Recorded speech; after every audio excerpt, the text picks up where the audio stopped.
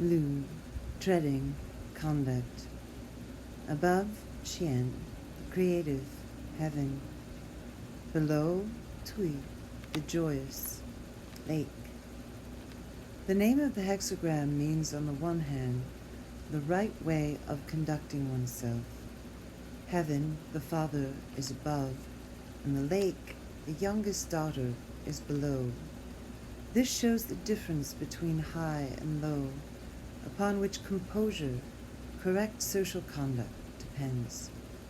On the other hand, the word for the name of the hexagram, treading, means literally treading upon something. The small and cheerful Tui treads upon the large and strong Qian. The direction of movement of the two primary trigrams is upward. The fact that the strong treads on the weak is not mentioned in the Book of Changes because it is taken for granted.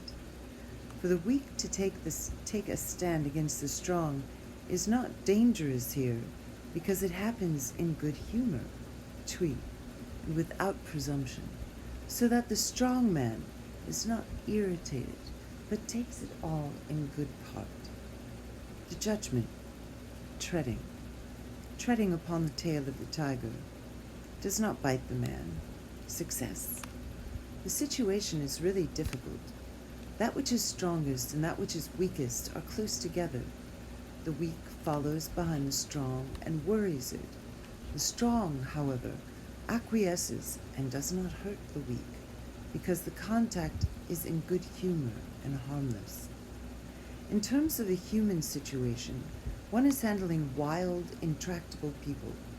In such a case, one's purpose will be achieved if one behaves with decorum.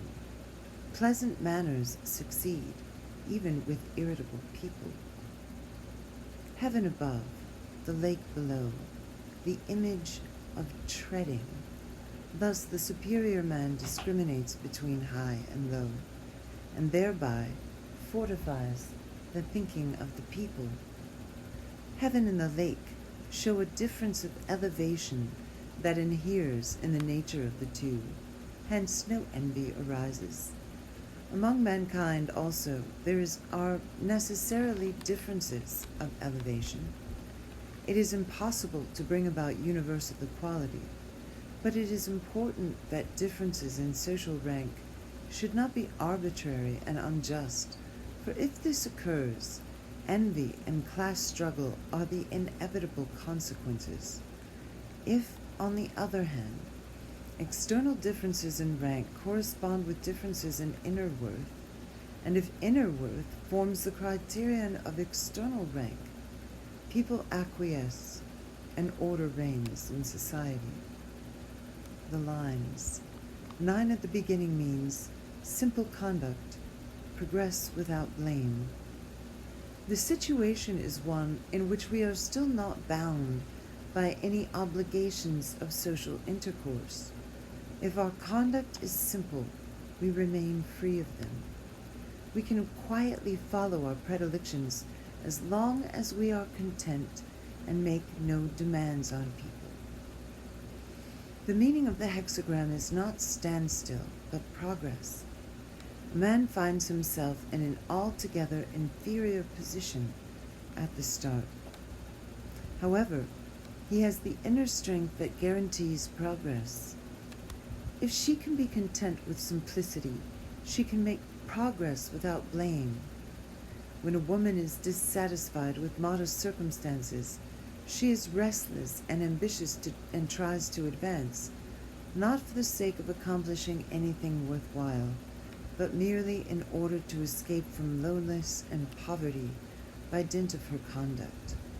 Once her purpose is achieved, she is certain to become arrogant and luxury-loving. Therefore, blame attaches to her progress.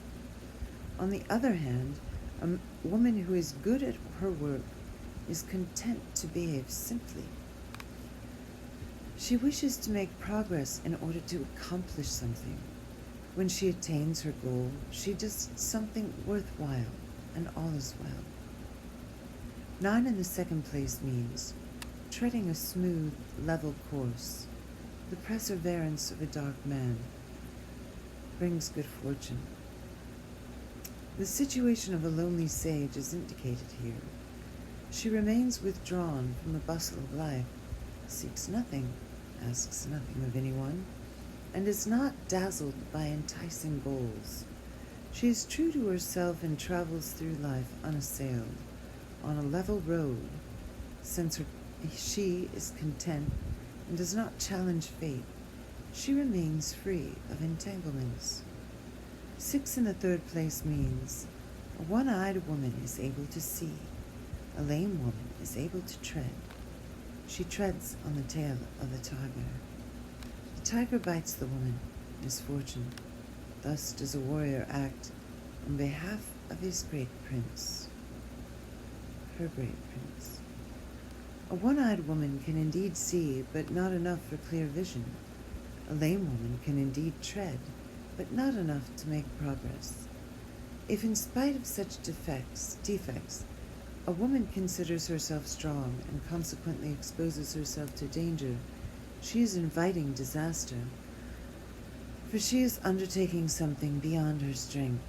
This reckless way of plunging ahead, regardless of the adequacy of one's powers, can be justified only in the case of a warrior battling for her prince. 9 in the fourth place means she treads on the tail of the tiger. Caution and circumspection lead ultimately to good fortune. This text refers to a dangerous enterprise.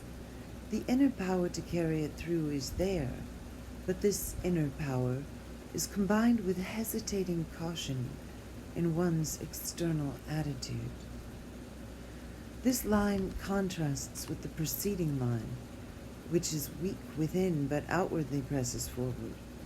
Here one is sure of ultimate success, which consists in achieving one's purpose, that is, in overcoming danger by going forward. 9 in the fifth place means resolute conduct, perseverance with awareness of danger. This refers to the ruler of the hexagram as a whole. One sees that one has to be resolute in conduct, but at the same time, one must remain conscious of the danger connected with such resoluteness, especially if it is to be persevered in. Only awareness of the danger makes success possible. 9 at the top means look to your conduct and weigh the favorable signs. When everything is fulfilled, supreme good fortune comes. The work is ended. If we want to know whether good fortune will follow, we must look back upon our conduct and its consequences. If the effects are good, then good fortune is certain. No one knows herself. It is only by the consequences of her actions, by the fruit of her labor, that a woman can judge what she is to expect.